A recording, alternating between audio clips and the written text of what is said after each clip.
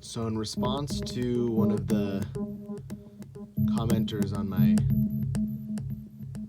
picture, I wanted to walk through one way that I'm using this. I kind of patch it up totally different every time. I really take all the patch cables out a lot and just start from scratch. So there's some bubbling going in the background right now.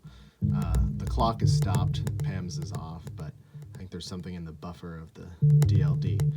Anyways, the thing that I was kind of experimenting with, I was trying to find a cool use for this triplet, because I was using it as a mixer, but I have a stereo mixer coming on the way to better integrate my two voices. So I thought, do I really need this mixer? I started to explore some other possibilities using this, using the functions on here, the ×2 and the +5, as well as just using it as a knob and then multing that knob and affecting a few things at once. So what I'm doing is I'm affecting this input on the function, which I believe affects kind of the overall slope of the function,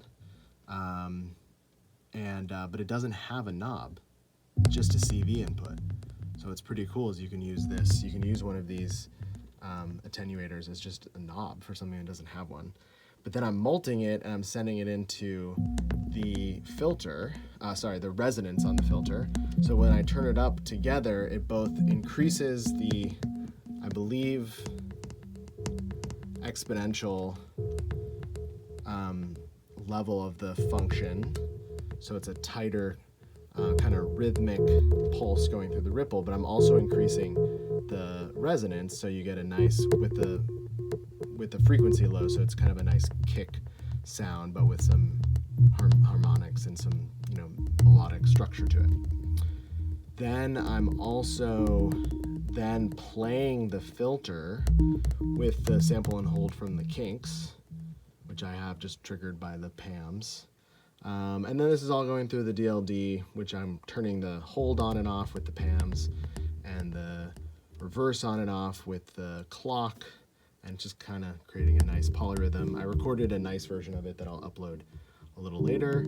And then one other cool thing I'm doing is combining the CV from the marbles and my sequencer into the precision adder of the Lynx and sending that to the TSL. And what's cool about that, I actually haven't played with that at all during the recording, but I'll play with it while I play, when I hit play in a second, is it adds the two notes together. So if I transpose the octave on my sequencer here, it will then change the octave of the marbles, what CV it's outputting. And then if you have them at different bar lengths, the marbles and this, then you'll have this nice overlapping new harmony happening with just the addition of the two CV inputs. There's a couple other things going on, probably just modulating the wave folder. That's about it. All right, let's hear what it sounds like.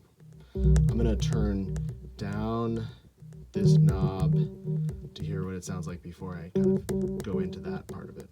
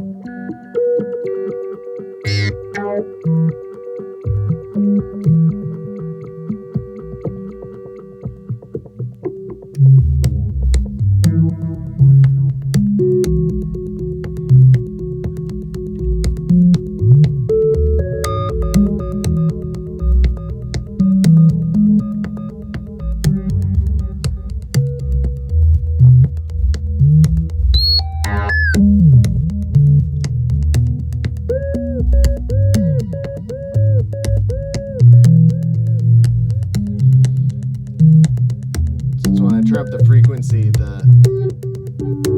you hear more of the melodic structure from the sample and hold.